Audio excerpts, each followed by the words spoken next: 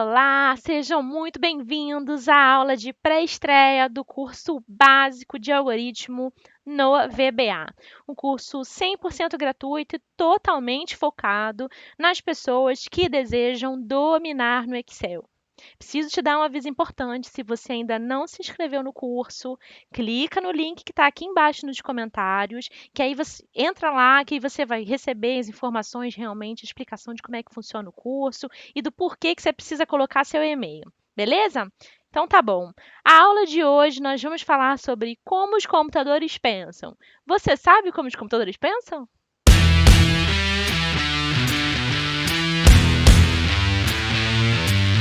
Mas, Karina, para que eu preciso saber como os computadores pensam? Pensa comigo. Quando a gente quer se relacionar melhor com um amigo, com um cliente ou com um chefe, não é interessante a gente entender como que ele raciocina, qual é a cultura dele, como que ele entende as coisas, para a gente conseguir se relacionar melhor com ele? Com o computador é a mesma coisa. Quanto mais a gente entender como ele raciocina, mais fácil fica a gente ajudar esse computador a nos ajudar, certo? Primeira coisa que a gente precisa saber é que o computador, ele é um equipamento que foi feito para ajudar e servir o ser humano. Às vezes pode até parecer que ele foi feito para atrapalhar a nossa vida, mas não é verdade. Ele foi feito para nos ajudar. Então, quanto mais a gente conhecer esse computador, mais fácil fica de ajudar ele a nos ajudar, não é verdade? Legal. Para a gente entender um pouco mais sobre esse computador, eu criei uma história levemente baseada em fatos reais, mas foco no levemente, porque assim, uma aula de introdução, a disciplina de introdução à computação, ela demora 6 meses na faculdade. Então, não é o objetivo do nosso curso aqui a gente entender tudo sobre introdução à computação. Então, eu criei uma história levemente baseada nos fatos reais, para que a gente possa extrair toda a informação que a gente precisa para o nosso curso, para a gente conseguir se relacionar melhor com o Excel. Beleza? Vamos lá? Então, tá bom. Num tempo bem distante, na época que ainda não existiam computadores, um homem teve uma brilhante ideia. Ele falou: eu vou ensinar equipamentos eletrônicos a raciocinar. A galera pensou que ele estava ficando louco, mas ele seguiu com o propósito dele e falou: vou fazer equipamentos eletrônicos raciocinarem. Beleza. Qual foi a primeira atitude dele? Eu vou pegar uma placa elétrica. Vocês conhecem a placa elétrica? Essa plaquinha aqui, ó, é uma plaquinha elétrica, tá? Tá vendo essa partezinha aqui verdinha clara? Então, esses são como se fossem uns fiozinhos dentro da placa, tá? É onde é conduzida a energia elétrica, tá? Se você abrir seu celular ou abrir o controle remoto de uma TV, você vai ver uma plaquinha parecida com essa aí, tá? E ele falou assim: eu vou pegar uma placa elétrica dessa e vou fazer ela pensar. Como que eu vou fazer ela pensar? Eu vou ensinar ela a fazer funções de lógica matemática. Nessa hora, eu preciso fazer uma pausa para a gente falar um pouco mais sobre lógica matemática. Lógica matemática, que droga! Não, lógica matemática é muito legal. E eu já vou te mostrar que você já é expert em lógica matemática. Quer ver? Vem comigo. A gente tem que agradecer a elas, as nossas queridas mãezinhas. Por quê? Imagine que a sua mãe, você estava lá na sua casa, sua mãe te fez uma ligação e falou assim: olha, se eu chegar em casa e a louça estiver suja, você vai levar uma surra. Você tinha dúvida quando ela falava isso? Não tinha, né? Então, esse texto aqui é uma sentença de lógica matemática. Eu vou mostrar para você. Ó, se eu chegar em casa e a louça estiver suja, você vai levar uma surra. Entendeu? Essa é a consequência. Isso aqui é uma sentença de lógica matemática. E você, desde criancinha, já conhecia, né? Então, você já é expert. Então, tá. O que a gente vai ter que fazer aqui para analisar essa sentença? Nós vamos utilizar a tabela verdade. O que é a tabela verdade? É uma tabela utilizada para analisar as sentenças matemáticas. Nela inserimos os cenários possíveis e analisamos os resultados. Vamos fazer uma tabela verdade para essa sentença nossa aqui? Vamos lá. Ó, beleza. Se eu chegar em casa e a louça estiver suja. Se ela não chegou em casa e a louça ainda está suja, não lavei ainda. Primeiro cenário, né? Não lavei. Você vai apanhar? Você fica nervoso? Mamãe não chegou em casa, mas a louça está suja. Você fica nervoso? Não fica. Por quê? Você sabe que se ela não chegou em casa ainda, você não vai apanhar, não é verdade? Beleza. Agora, vamos pensar aqui, ó, que mamãe ainda não chegou em casa e a louça não tá mais suja, já lavei. Fico nervosa? Não fico, já lavei. Sei que quando ela chegar vai dar tudo certo, não tem problema. Se mamãe chegou em casa e a louça não tá suja, imagina que isso acontece. Você não vai ficar nervoso, certo? Ah, eu ouvi o barulho de mamãe chegou. Mas a louça não tá suja. Vou ficar até esperando uns parabéns, um abraço, porque eu fui uma excelente filha e lavei a louça, certo? Agora, se eu escuto o barulho de mamãe no portão e eu sei que a louça ainda está suja, que eu ainda não lavei, aí ou eu vou tentar lavar a louça em um segundo antes dela aparecer na cozinha, ou então eu vou sair correndo porque eu sei que vai dar problema, certo? Que eu vou apanhar. Beleza. Então aqui, gente, quando você era criança e acontecia esse cenário aqui, ficava nervoso? Você não sabia dessas respostas aqui da tabela verdade? Então, eu provei para você que você já é um expert em lógica matemática quando o assunto é C com E. Gente, quando eu estava fazendo essa aula, eu me lembrei da Luísa. Você conhece a Luísa? Ainda bem que na minha época não tinha, não tinha WhatsApp. Gente, se fizer assim, não tem lógica matemática que vai salvar, tá bom?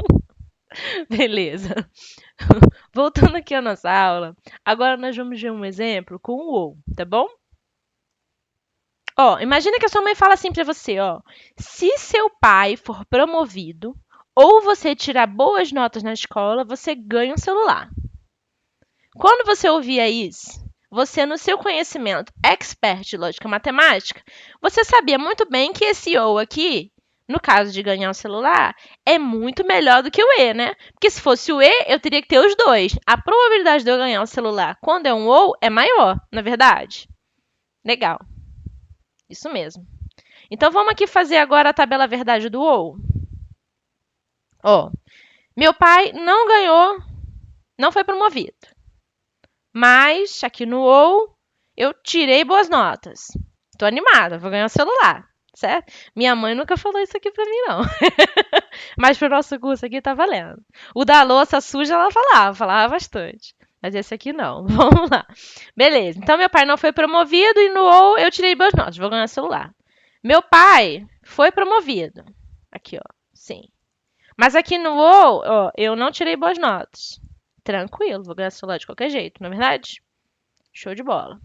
Agora, meu pai foi promovido.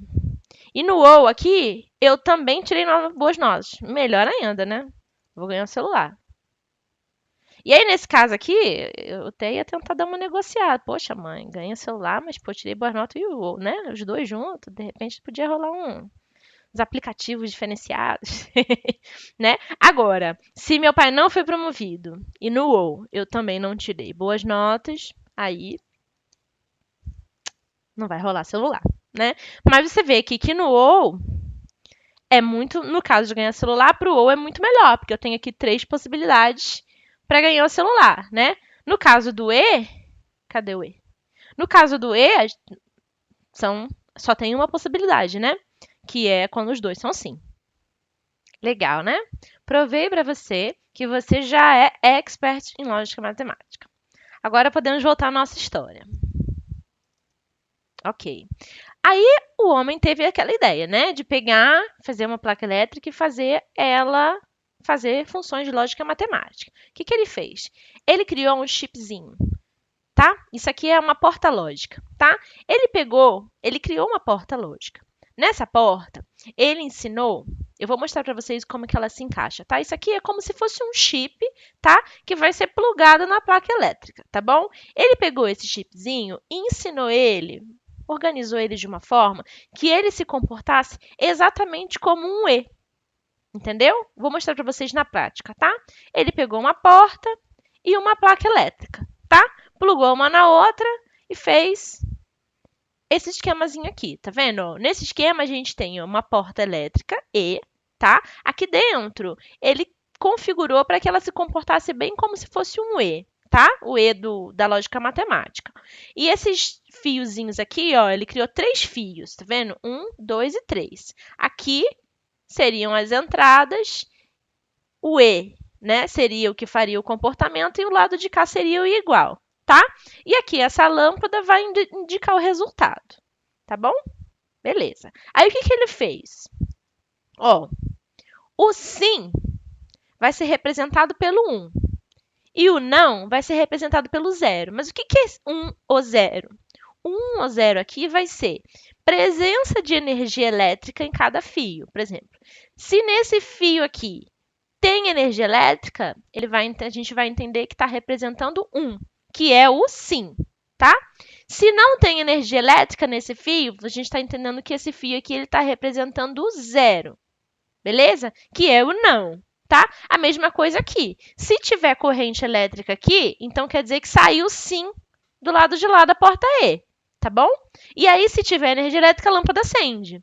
Então, se tiver um sim aqui, eu vou saber, porque vai estar acendendo a luz. Se tiver 0, vai estar aqui, a gente vai entender que é o não e a luz vai ficar apagada. Eu vou mostrar para vocês na prática, vai ficar mais fácil de entender, tá bom? Ó, vamos imaginar aqui, ó, 0 e 0, tá? 0 e 0 é igual a 0, certo? Então, eu coloco aqui energia elétrica nenhuma aqui. Eu coloquei nos 2 fios 0 de energia elétrica. A porta E entende que 0 e 0 é igual a 0. Então, do lado de cá também não vai ter nada e a lâmpada vai ficar apagada, tá? Agora, vamos pensar. Eu peguei e pluguei energia elétrica aqui nesse fio, tá? E nesse aqui eu continuei zerado. A porta E não vai deixar a energia elétrica passar para o lado de cá, porque ela se comporta exatamente como um E lógico, tá? Então, e o E lógico, 1 e 0 é igual a 0, então a lâmpada não acende. Mesma coisa se eu colocar a energia elétrica nesse ponto aqui e nesse aqui deixar sem, porque 0 e 1 também é igual a 0, então a lâmpada não acende. Agora, se eu colocar energia elétrica nos 2 fios, aí a lâmpada vai acender, porque aí a porta lógica E vai deixar passar energia elétrica, porque 1 e 1 é igual a 1. Entenderam? Legal. E aí ele não só fez essa placa, ele também fez uma para o OU. Tá bom? Vamos ver aqui como é que fica? Legal. Então, ele pegou a placa, ó, e aí ele tirou aquele chip, aquela porta lógica E, e colocou um outro que ele fez que se comportava exatamente como um conector OU, tá? Conector não, operador. O operador matemático OU, tá? Beleza. Então, quando ele colocou aqui, ó, energia elétrica num fio só, ele já passou energia elétrica, porque 1 ou 0 é igual a 1, né? Sim ou não é igual a sim, né? Meu pai foi promovido e no OU eu não tirei boas notas, mas mesmo assim eu vou ganhar o celular, entenderam? Legal. E 0 ou 1 também é igual a 1, a lâmpada também acende. Se for 1 ou 1, a lâmpada também acende. Entenderam? Beleza. E aí ele fez isso e achou muito bacana e foi mostrar para os amigos matemáticos que ele tinha, tá? Ele mostrou para os amigos matemáticos dele e a galera foi à loucura, ficou todo mundo super animado, acharam muito bacana, coisa e tal. E aí aquilo virou um burburinho. Olha, o fulano criou um equipamento elétrico que conseguia calcular. Ele criou um equipamento elétrico que conseguia computar, que é sinônimo de calcular, né? Que conseguia computar. E aí começou. Fulano criou um computador. Entenderam? Beleza. Aí o que acontece? Um desses amigos, que também era muito inteligente, ele criou um chip mais potente do que aquelas portas lógicas. E esse chip ele era capaz de fazer muitas outras funções matemáticas, muito mais complexo, tá bom? Esse chip, que era muito mais complexo, que tinha capacidade de processar muito mais funções matemáticas, foi chamado de processador. Legal. E aí ele mostrou para os amigos e a galera foi à loucura e todos aqueles matemáticos começaram a achar fantástico, porque esse equipamento elétrico conseguia resolver equações matemáticas gigantes que eles demoravam meses, ele conseguia fazer em horas. E isso foi fantástico para eles, então todo mundo todo mundo da área de matemática queria utilizar o computador com o processador, e aí eles ficavam horas a fio olhando aquele monte de luzes que acendem, luzes que apagam, e aí eles entendiam que era 0 e 1, né? E aí tinham lá, ficavam com um papelzinho anotando, agora é 0, agora é 1, agora é 0, agora é 1, e aquilo ali fazia todo sentido para eles, porque era sim, não, e eles conseguiam fazer várias equações matemáticas a partir disso. Bacana. E aí, então, num belo dia, dois amigos estavam conversando. Olha, e se a gente, ao invés de ficar pegando e anotando 0 e 1, 0 e 1, a gente utilizasse um disco para anotar todas as respostas. E aí o amigo dele falou assim: "Poxa, mas esse disco tem que ser um disco muito forte, tem que ser um disco muito rígido, porque as informações não podem se perder". E aí eles criaram o HD, ou hard disk, que no português significa disco rígido. Muito bem, mas aí eles falaram: "Mas como é que a gente vai fazer para que a gente consiga acessar a informação que está guardada naquele disco?". E aí o outro amigo falou: "Podemos utilizar uma televisão. O, o processador vai processar as informações, vai salvar no disco rígido e a gente vai acessar a informação salva através de uma televisão". E aí eles criaram uma tela. E aí ficavam todos os matemáticos super animados, com horas e horas com olhos naquelas telas cheias de zero, cheios de um, que só eles entendiam, e era fantástico, porque realmente resolvia muitos problemas da vida deles. Beleza? Do dia a dia, né? E aí eles ficaram, mas qual é? Qual é o número? É o 0? É o 1? É o 0? É o 1? E aí um dia uma pessoa teve uma ideia de dar o nome desse 0 e 1 de bit. E aí eles perguntam, qual é o bit que deu de resultado? Ah, é o 0. O bit que deu foi o 1. E aí criou-se uma unidade de medida para essa sequência de zeros e uns, que você já deve estar se familiarizado com algumas palavras. Provavelmente o mega aqui você já conhece bem, né? Então foi estipulado, ó, 1 bit, quer dizer, 8 bits vai gerar 1 byte. Tá? Então, se eu tiver uma sequência de 8 bits, eu tenho 1 byte. E 1024 bits geram 1 kilobyte.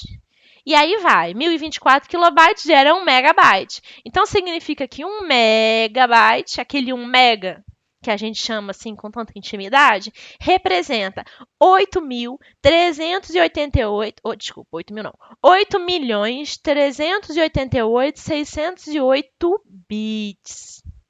Beleza? Então, e ainda tem o giga, né? O giga é 1024 vezes 8.388.608 bits. Beleza. Então, foi aí que surgiu a nomenclatura. Beleza, e aí muitos anos se passaram e todo mundo já utilizando, a galera lá da matemática, fazendo seus cálculos, suas funções lógicas, e um dia um jovem rapaz olhou para esse computador e achou aquilo muito fantástico. Ele disse: que coisa incrível! E aí ele teve uma ideia. Ele falou: todo mundo deveria ter acesso a isso, não só a galera da matemática. Todo mundo deveria utilizar computadores. Mas aí a galera falou pra ele: você tá louco? Como essa galera? Porque você precisa ter conhecimento tanto de eletrônica para conseguir utilizar, quanto conhecimento do 0 e 1, entendeu o que aquilo significa? E aí ele falou assim: não, eu vou criar um sistema. E esse sistema que vai falar com o 0 e 1 com o computador. E por um outro lado, vai traduzir essas informações para usuários que não entendem nada de 0 e 1.